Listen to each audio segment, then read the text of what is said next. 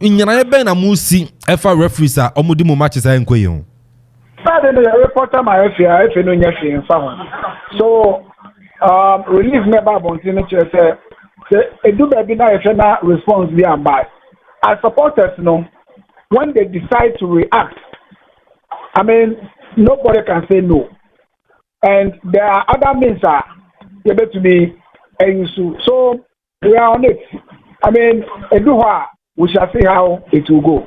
That means in a legal means on or ekahobi ekahobi bi abonso ka ho ebeti abodia wo bodia o no so ka ho so ka football football yan ga du aboni mo wo mbebe na bebe sima enyina ye ho ana me bo asa nya kotoko ne be first time mo bodia ne sesen said mo bodia ne star be na mo bodia no edru so obehu mo boss referee member nya international recognition and as say mu jan kwa obom ana za wo ma wo nua ntwa akọ awo betedu eza mo man nko nanim no 9 no 10 o ana onye ni say hu sa ebe high referees na chale football no people are following football with their lives people are following football with their lives.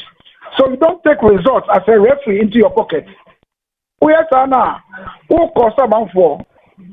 Na mo nyin ni se Anka Kotoko management ne board mo tena se na bia mo miti FA no na odo match road ya mom an ye ni some match several times e dey am FA about referees say edimo referees ni bi edimo matches no don't you think say Anka mo take that action no ebiem Anka ebeboa what action again?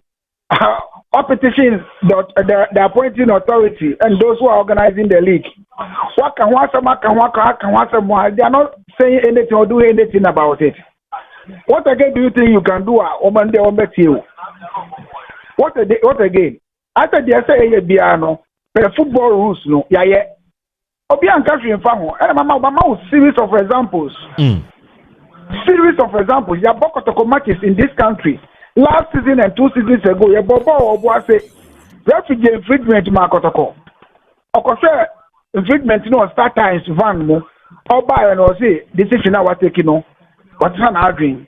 So Oba Kaisa match now. Yeah. It was the same game I got to by 18-yard box more.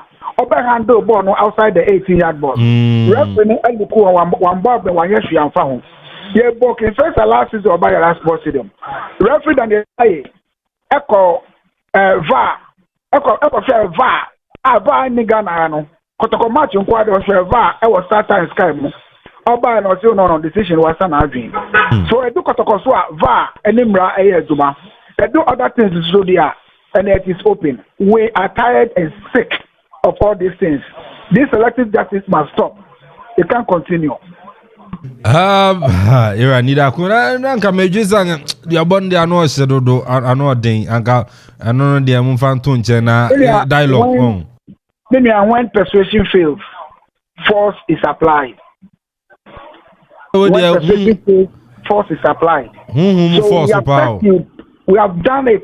They will say, "Yeah, obi ankasa ye ho."